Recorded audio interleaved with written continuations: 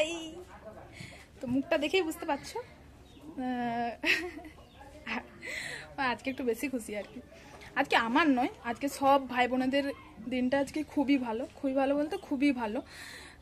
দাদাদের কথা বলতে পারবো না, তো বোনেদের দিনটা যে খুব ভালো, দিদি বোন এদের দিনটা খুব ভালো। কারণ আজকে রাখি পূর্ণিমা, দাদাদের একটু চাপ, ভাইদের একটু চাপ, কিন্তু বোন দিদিদের একদম দারুণ দিন। হ্যাঁ, তো আমি এখন যাচ্ছি তো থালায় কিছু নেই এখনো আপাতত, খালি। হ্যাঁ, থালায় কিছু নেই কারণ আমি এখনো স্নান করিনি। স্নান করব, এগুলো সব ধোয়াধুয়ি করবো, তারপর স্নান করবো, স্নান করে তারপর রেডি হব। তো আজকে যদি কারো দাদা বা ভাই বলে যে আজকে পারবো না কিছু দিতে, বেশি ব্যাগড়ামও করবে না, কিন্তু হ্যাগড়ামও করবে একদম। তোমরা নেই, দরকার হলে মারপিট করে হলো আজকে জিনিসপত্র নিবে, ঠিক আছে? এটা আমি বলেছি, আবার বলবো না।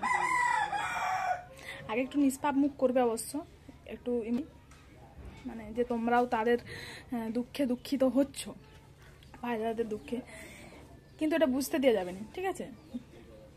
মারপিট করে হলেও জিনিস নিবে, ঠিক আছে? তো আজকে একটা দিন। আর এমনি তো সব দাদা ভাই বোনটাকে একটু বেশি ভালোবাসে, সেটা নয়। তো চলো এখন যাই, একটু রেডি হয়ে আসি, স্নান টান করে আসি, তারপরে আবার দেখাচ্ছে।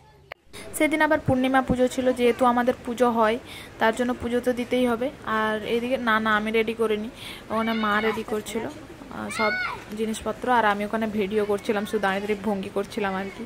কারণ মাকে বলেছি আমি কলেজ যাব, আর আমার হবে না। হ্যাঁ, আর মায়ের খেয়াল নেই যে আজ পূর্ণিমার জন্য ছুটি, মানে রাখির জন্য ছুটি আর কি।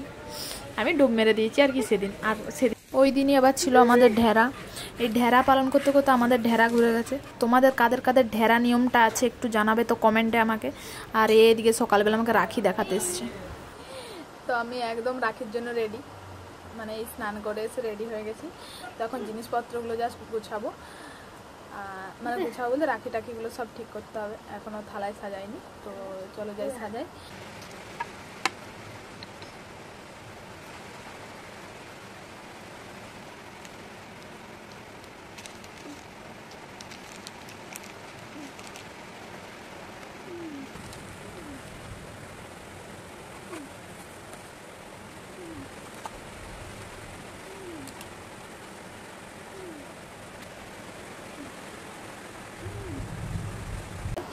আর তারপরে আবার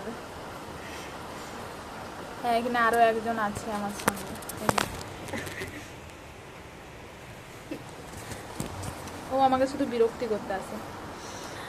আর মানে আমরা দুজনই আছি আর কি, দাদাদের জন্য, রাখি পরানোর জন্য। তো তোমরা রাখির থালা দেখলেই বুঝতে পারবে যে আমার কটা দাদা। রাবণ বংশ। তো এখন রেডি করি, আবার ঠিক করছো,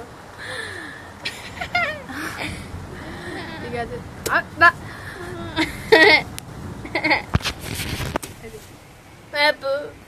আসলে কথা বলতে পারেনি,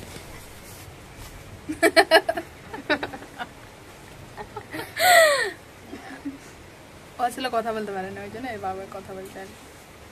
কিন্তু বিশাল বদমাস, সারাদিন আমাকে মারে আর ঝগড়া করে, বিশাল মুখ, আমার থেকে বেশি মুখ। চলো রাখিগুলো রাখির জিনিসগুলো গুছিয়ে নিই।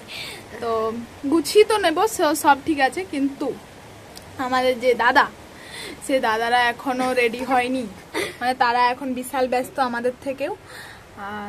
ব্যস্ত, সত্যি ব্যস্ত, সবাই যে যার কাজে আছে। তো এখন 1:30 বেজে গেছে, এখনো রাখি পরায়নি। আর রাখির জিনিসও সব রেডি হয়ে গেছে, কিন্তু আমার দাদারা এখনো কেউ রেডি হয়নি, কারণ কেউ এখনো স্নান করেনি। সবাই স্নান করে দেরি করে, আর আমরা স্নান করে রেডি হলেও কিছু করার নেই। তো তাদের জন্যই তো, তাদেরই যেহেতু জিনিস, তার জন্য তাদের জন্য দাঁড়াতেই হবে।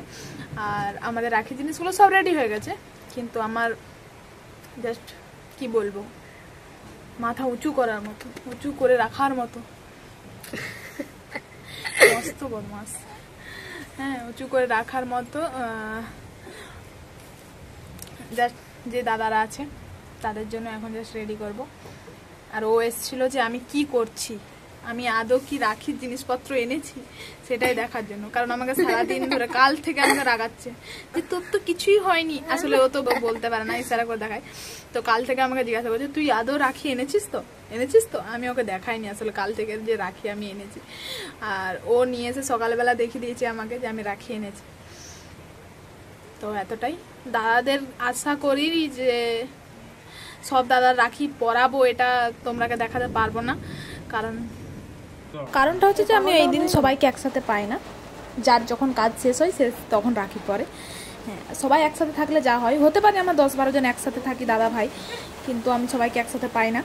আর যা ইনকাম হয়েছে আমাদের সেটা তো দেখানোর মতো নয়, কিন্তু তোমাদের যা ইনকাম হয়েছে সেটা অবশ্যই কমেন্টে জানাবে, কারণ আমি যাতে দাদারাকে দেখাতে পারি দেখ সবার কতটা ইনকাম হয়েছে, আমাদের কোথায় কি হয়েছে। তোরা আমাকে কেউ কিছু দিস সবই দাদা, ঠিক আছে? একটা ওর ভাই আছে, মানে ওর ভাই হবে, ও আমার থেকে বহুত বড়,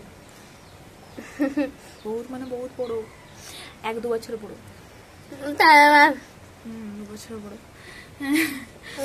তো এতটাই। তারপর দেখাবে পরে। টাটা।